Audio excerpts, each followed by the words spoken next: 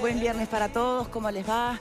Vamos a comenzar hoy el programa tratando un tema que está en el tapete en este momento, que tiene que ver con la salud de los uruguayos y la judicialización, esa palabra que hoy está bastante de moda y que como que se la mira despectivamente, ¿no? Hay quienes critican esto de que todo se lleve a la justicia y hay quienes entienden que para algo está y que es el camino que corresponde cuando se entiende que un derecho consagrado en la Constitución no se está cumpliendo. Hay una realidad y además es un tema muy sensible. Porque tiene que ver con la vida, con la muerte, que tiene que ver con los recursos finitos, que no nos gusta aceptar, pero que existen, y porque además también tiene que ver con un rubro, que es el rubro médico en general y la salud, que tiene muchísimos conflictos de intereses puertas adentro. La frase que más quedó resonando a partir de lo que fue un seminario internacional titulado Decisiones Judiciales, Relación Médico-Paciente y Políticas Públicas de Salud, que fue organizado por el Sanatorio Mautón en Punta del Este, fue la del subsecretario de Salud Pública, el doctor Jorge Kian, que hacía referencia a que los abogados que se dedican a los recursos de amparo, es decir, a llevar a la justicia los reclamos de ciertos pacientes por medicamentos o tratamientos que no están dentro del FTM, que es aquello que sí cubre el Fondo Nacional de Recursos o el propio Ministerio, esos abogados eran traficantes de la angustia y de la salud de las personas. Es duro lo que dice el doctor Kian, sorprende, porque uno siempre visualiza al doctor Kian como una persona muy comprometida con la salud y muy humana, además, a la hora de referirse a los temas tan delicados como son los tratamientos y demás. ¿Hasta dónde tiene algún punto de razón? ¿Hasta dónde fue una forma, no sé, poco feliz de hacer referencia a un tema que es un problema? Y es verdad, los recursos son finitos. Ahora, por algo, la justicia falla a favor en muchísimos casos cuando se presentan recursos de amparo. Tan a favor que le supuso $5.300.000 por fuera del presupuesto al Ministerio los recursos de amparo, solo en el 2017. Tenemos en este momento en móvil, junto con Tania Melgar, está Juan Cereta, es abogado, es responsable del consultorio jurídico de la Facultad de Derecho, nos ha acompañado muchas veces aquí en el programa. También nadie va a dudar de su calidad humana, ya lo conocemos. Me imagino que no le debe haber caído nada simpático esta frase del doctor Kian. Pero antes que nada, yo creo que hay algo clave que le podemos preguntar a Cereta, y es, a ver, ¿qué es lo que el juez pregunta en un juicio, en un recurso de amparo, a los peritos para fallar a favor o no de ese recurso presentado? ¿Cuál sería el criterio? Porque no tiene mucha lógica pensar que las decisiones que son en favor de dar tratamientos y medicación por fuera del FTM es un desperdicio en ocasiones, como plantea el subsecretario. Bienvenidos los dos, buenas tardes. Hola Victoria, buenas tardes. Otra de las frases también que estaban en esta nota del diario El País era que bueno, la importancia de también darle mayor relevancia al cuidado paliativo y que a veces era un gasto innecesario al cual asumía el Estado para garantizarle al paciente 2 o 3 meses más de vida. Eso lo estábamos conversando antes con Juan, docente, como tú decías, del consultorio jurídico, que bueno, trabaja mucho con estudiantes y la gran mayoría de los amparos que realizan son, bueno, los números son mayores, bastante más que los que presentó Kian en la jornada de ayer en este seminario, que continúa hoy, que Juan va a ir, de hecho, y bueno, contestar esa pregunta que te realizó Victoria y hablar un poco de, bueno, todo lo que se hace previo a que ya se puedan presentar ante los tribunales los distintos amparos y, bueno, previo a los dictámenes del juez. Buenas tardes. Bueno, buenas tardes a todos. En primer lugar, aclarar que las razones por las que se plantea un recurso de amparo no solamente se circunscriben a enfermedades oncológicas o terminales. Es decir, hoy por hoy hay un porcentaje muy importante de amparos que se promueven para que un niño recupere la audición porque no está cubierta la cirugía de implante coclear, o para que un enfermo de hepatitis C se cure de la hepatitis C, o para que una persona que tiene riesgo de muerte súbita se le implante un cardiodefibrilador, etcétera, etcétera, etcétera. Quiere decir que no, el universo de los amparos no se circunscribe a las cuestiones oncológicas o a los enfermos terminales. Aún dentro de los enfermos oncológicos tenemos algunos donde la terapéutica genera un efecto muy importante que le permite mantener una expectativa de vida casi similar a la del que no tiene la enfermedad, y en otras lamentablemente no. Intentando dar respuesta a la pregunta de Victoria, lo que un juez le pregunta tanto al médico que indicó ese medicamento, y en esto quiero recalcar que nada empieza con una actividad, ninguno de los amparos empieza con una actividad de un abogado. Los amparos empiezan con una receta de un médico que indica un medicamento, y a partir de allí, cuando ese medicamento no está cubierto por el sistema, es que el ciudadano consulta a un abogado. Pero volviendo a la pregunta sobre las interrogantes que hacen los jueces o en qué se basan, lo que le van a preguntar tanto al médico tratante que va como testigo al amparo, como al perito, que es un tercero imparcial especialista en la materia que nombró el juez, no lo propusimos nosotros ni lo propuso el ministerio, lo nombró el juez, es un perito registrado por el Poder Judicial. Lo que se le pregunta es, en las enfermedades terminales, se le pregunta, bueno, ¿qué impacto tiene este medicamento en la sobrevida global del paciente, o qué impacto tiene en el tiempo libre de progresión de la enfermedad? ¿Qué significa esto? ¿Qué tiempo? Bueno, el tiempo de sobrevida global, resumiéndolo en palabras más llanas, significa cuánto extiende la vida estadísticamente. Nunca lo podemos saber en cada persona, pero sí podemos tener algunas referencias estadísticas. Cuánto extiende la vida en esa persona, y el tiempo libre de progresión es cuánto tiempo detiene la enfermedad. Esto está íntimamente vinculado a la calidad de vida de ese paciente. Los amparos se plantean no solamente en los casos de enfermedades terminales para extender la vida, porque muchas veces no tiene sentido extender la vida si es una vida de pésima calidad.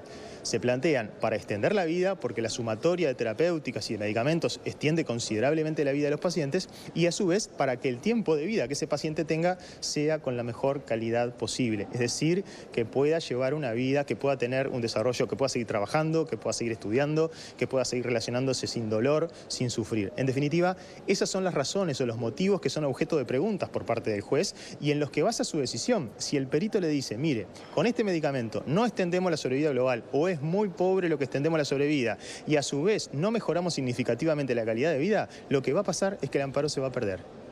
Ajá. Sí, Victoria, Claro. muy claro, por Bien, cierto. quedó clarísimo cuáles son los criterios, ¿no? Ahora, desde el Ministerio de Salud Pública lo que se alega es que no, y que por esa misma razón no están incluidos en el FTM, habrá que ver si es por lo mismo, que no hay evidencia científica que avale esas decisiones de los jueces. Es decir, como que las preguntas que usted dice, abogado, que se le hace al médico o a los peritos, ¿quién sostiene? ¿Qué evidencia hay que sostiene esas respuestas? ¿Por qué desde el ministerio se dice que no hay evidencia, y por otra parte, por algo primero hay un médico que lo receta el medicamento? Bueno, no, que no hay evidencia, eso es falso. En todos los procesos de amparos que nosotros patrocinamos y en los que se ha dictado sentencia de condena, en ninguno se ha discutido la evidencia científica del medicamento. Es más, los medicamentos por los que se hacen amparo son medicamentos que desde hace años en general están aprobados por la FDA en Estados Unidos, están aprobados por la EMA, que es la agencia europea, y en la mayoría de los casos están aprobados e incluidos en las pautas de las cátedras de la Facultad de Medicina de la Universidad de la República. Quiere decir que si estamos hablando de los medicamentos oncológicos específicamente, sobre esos medicamentos que se hacen amparos, son los medicamentos que están en las pautas de la cátedra de oncología de la Facultad de Medicina de la Universidad de la República. Quiere decir que los oncólogos que están estudiando hoy, sus profesores le dicen, ante esta situación y ante este nivel de avance de la enfermedad y este agotamiento de otras terapéuticas, lo que corresponde es dar esto. Palabras de Kian. En los fallos judiciales sobre recursos de amparo, los jueces actúan y son asesorados en forma equivocada. ¿Puede ser? Bueno, no comparto en absoluto, porque el asesoramiento es de los médicos, es de los colegas de Kian. Y especialmente ni siquiera de un colega propuesto por el paciente, es un especialista en la especialidad, valga la redundancia, de que se trate el reclamo, que ha sido designado por el juez. O sea, es más, para ponerlo gráficamente en un ejemplo, el único caso que yo recuerdo que perdimos por una cuestión de indicación fue un caso donde quien descubrió que la indicación estaba mal fue el perito que nombró el juez. No fue ni siquiera el Ministerio de Salud Pública capaz de detectar que había un error. Entonces, ese sistema judicial tan criticado fue capaz, a pesar de los tiempos breves, y ese asesoramiento del juez fue quien detectó que la indicación estaba mal. Obviamente, cuando nosotros nos dimos cuenta que había eso, desistimos del juicio porque no tiene sentido hacer un juicio por algo que el paciente no necesita. Perfecto. Ningún paciente quiere recibir algo que no le hace bien. El criterio de la sobrevida global, ¿cómo se mide? 2 meses de sobrevida, si es la de uno, un día de sobrevida vale, ¿no? Ahora, ¿cuál es el criterio para entender justificable y cuando deja de ser justificable? ¿Cuál es el tiempo que se utiliza para entender que amerita o que no amerita apelar al criterio de sobrevida? Bueno, creo que ahí es muy fácil decidir sobre la vida de los demás. Y me parece que eso lo respondió Kian cuando dijo, si es para mí, yo lo pido. No así si es para todos los demás uruguayos. Bien, ¿cuál es para usted el problema de fondo en esto que surge, en esta polémica que surgió a partir de las declaraciones del subsecretario? El problema de fondo es discutir sobre una mejor gestión de los recursos en salud, una discusión transparente sobre el fondo, qué estamos decidiendo los uruguayos, qué decidimos democráticamente todos cubrir, qué cosas no cubrir, a quién vamos a cubrir, a quiénes no. Porque no se olviden que los recursos de amparo que estamos haciendo en la facultad es simplemente una medida para que los pobres accedan a los mismos medicamentos que los ricos o los que tienen poder ya tienen, ¿eh? Porque acá no estamos pidiendo cosas que no están, estamos pidiendo lo que los que tienen dinero pueden comprar o los que tienen vínculos con el poder pueden acceder. Entonces, simplemente se trata de que tengamos el mismo acceso. ¿Cómo y por qué empiezan a Los primeros juicios que obtienen sentencias condenatorias en todos los tribunales, la razón que fundamentan todos los jueces, y en eso sí no hay diferencias prácticamente, es en custodiar especialmente la violación al principio de igualdad, que eso está establecido específicamente en la Constitución. Y se demostró que había una violación al principio de igualdad en la medida en que se detectaron casos donde el Ministerio de Salud Pública no incluía un medicamento en el FTM, por lo tanto no teníamos acceso a los ciudadanos, sin embargo, lo entregaba sin orden judicial, sin ninguna razón fundada por parte del Poder Judicial a determinadas personas que tenían la suerte de acceder a ello. Esas conductas fueron consideradas por todos los jueces como violatorias del principio de igualdad y motivaron las condenas más unánimes en esta materia. Bien. En cuanto al criterio de los medicamentos que son aceptados en el FTM y los que no, porque allí también el subsecretario es honesto y plantea varios conflictos de intereses dentro de lo que es el gran rubro de la salud, ¿no? Y habla de los medicamentos de precio elevado, que no es lo mismo que alto costo, ¿no? Bueno, y ahí, ¿quién regula esa área? ¿Quién regula el por qué se compran determinados medicamentos y por qué no? Ahí, ¿no empieza también a violarse eventualmente el principio de igualdad? Priorizando beneficios económicos de empresas en vez de justamente la salud y la prevalencia de determinadas enfermedades en el Uruguay. Bueno, si hay una cosa en la que coincido con Kian es que hay medicamentos que tienen un costo notoriamente exacerbado o exagerado. Ahora bien, coincidiendo en eso, evidentemente quienes tienen que enfrentar esa situación para que no se consagre, para que no se sufra, son las autoridades. O sea, no podemos mandar al papá de un niño que necesita un medicamento de alto costo a negociar con el laboratorio el precio, porque no está en condiciones de negociar nada. Quienes tienen que enfrentar, si es que existe, y yo coincido con que existe en algunos casos una exacerbada intención de lucro o afán de lucro por parte de los laboratorios, el que tiene que enfrentar eso es el Estado, son los Estados. No hay nadie más que pueda hacerle frente a ese interés. Y después, teniendo en cuenta lo que decía hoy de un debate más transparente, sí, así como también se puede decir que hay medicamentos que son muy costosos o exageradamente costosos, sí, también se puede advertir que hay medicamentos que estamos comprando que tienen poco o nulo efecto en cuanto a su terapéutica. Y los seguimos comprando a pesar de que hoy son casi obsoletos. Entonces, también ahí está la discusión sobre cómo mejorar el gasto en salud. Y ya no digo que los amparos, cuando se habla de los 5 millones de dólares, eso se pierde, se paga ese dinero, porque cuando el Ministerio de Salud Pública o el Fondo Nacional de Recursos pierden un juicio, pagan el medicamento a precio de lista. Está comprobado que los medicamentos, cuando fueron incluidos, los medicamentos por los que hacíamos amparo en el 2012, algunos fueron incluidos a la larga. Quiere decir que aquello de la falta de evidencia científica, tan locos no estábamos, porque los terminaron incluyendo. Sí. Pero sobre el precio, bajaron un 40% los precios. Entonces, lo que faltaba era efectuar una mejor negociación y ahorrar dinero para alcanzar a más cantidad de personas. Bien. Cereta, ¿algo más que quiera agregar? ¿Cómo va a ser el encuentro hoy? Porque imagino que, bueno, que se le acuse de traficar con la angustia de la gente en momentos tan delicados como es la enfermedad o la amenaza incluso hasta de la muerte. Yo sé que no fue personal, ¿no? Pero bueno, también es cierto que usted es un reconocido abogado que lidera muchos de estos casos. ¿Cómo se traga eso? No, la verdad que nosotros con los compañeros con los que trabajamos en esto tenemos la conciencia muy tranquila de lo que hacemos.